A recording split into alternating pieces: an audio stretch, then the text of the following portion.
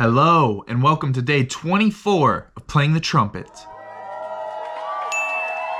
I'm back again, and I'm very excited to practice. I hope everyone has been having a great day. I've been looking forward to it, as always. Just sitting at my desk at work and just, oh man, please let me blow into you. And I'm ready to get started. So I want to start with some more major scales because those are really fun for me.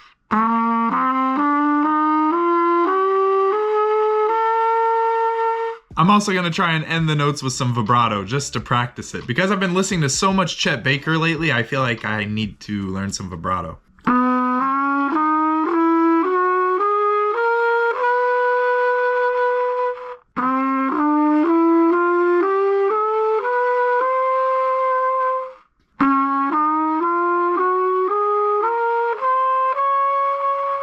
The higher I go, the harder it is to make those notes ring out and put some vibrato on them. Okay, so now let's try the E major scale. It's still really jarring for me to say E major scale and then play the D major scale on the piano, but that's besides the point.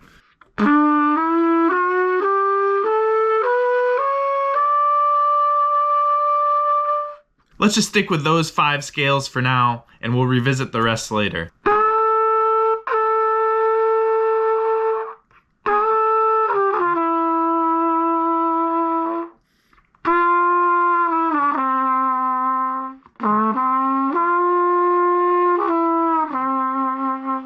It's still not where I want it to be. At the beginning, I sound like I can hear the sound I'm making with my mouth, and I'm still getting some squeaks and noises that I don't want to hear, but I'm on day 24, so what can I really expect? But I've just been listening to so much Chet Baker lately, and I'm just like, man, I wish I could just play like this. That guy got all of his teeth removed and had to relearn the trumpet from scratch, and he still sounded the way he did towards the end of his career.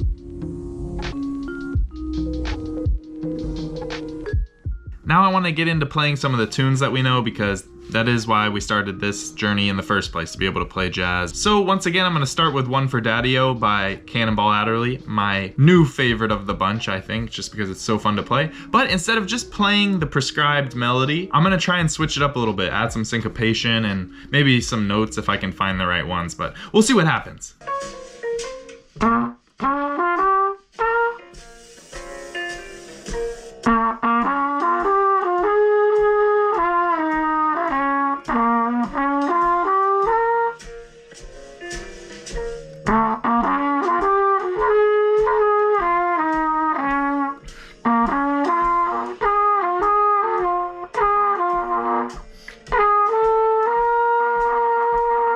There's a lot of songs in my life that I absolutely adore, and if I hear them, they'll bring back a lot of memories or start to bring little drops of tears to my eyes. And Lil Darlin by Count Basie is definitely one of them. I want to try and play this song, however, it starts with that high D, and I don't know if I can play it.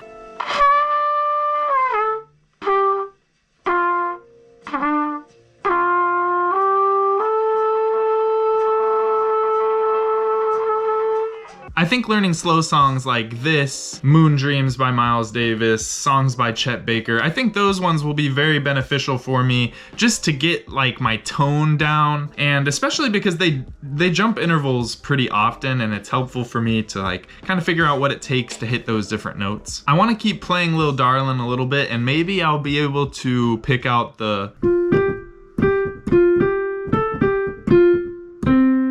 It's pretty easy. I mean, that's an easy part. I should be able to get that pretty easily.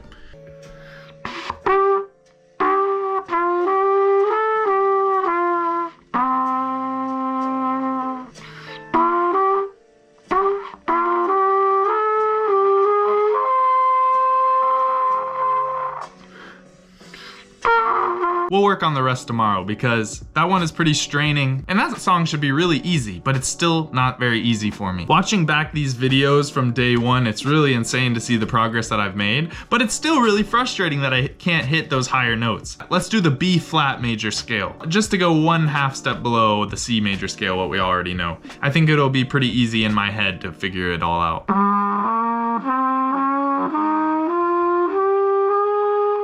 My low notes, I'm getting like I don't even know how to describe it, a really mad wail or like a deeper voiced Chewbacca.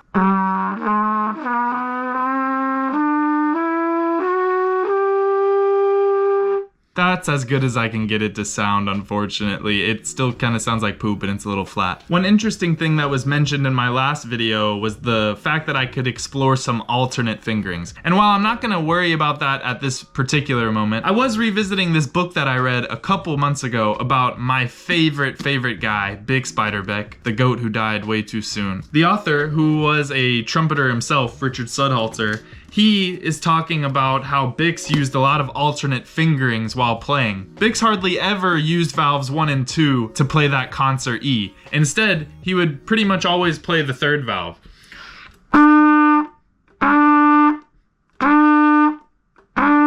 He never learned the real fingerings to any of the notes. He had perfect pitch, so he would just sit up to a record player and learn how to play songs. But the fact that he did employ these alternate fingerings in a lot of his iconic solos really just adds to them. Because if you play them with the actual fingerings instead of the ones that he uses, it doesn't sound as powerful. Obviously, I can't mimic that myself, but I've seen videos about it, and it's talked about very heavily in this book. Do you guys use any alternate fingerings? Let me know in the comments, because I don't really know where to start with all of that stuff, but it is really fun to see what you can do when you actually know what you're doing.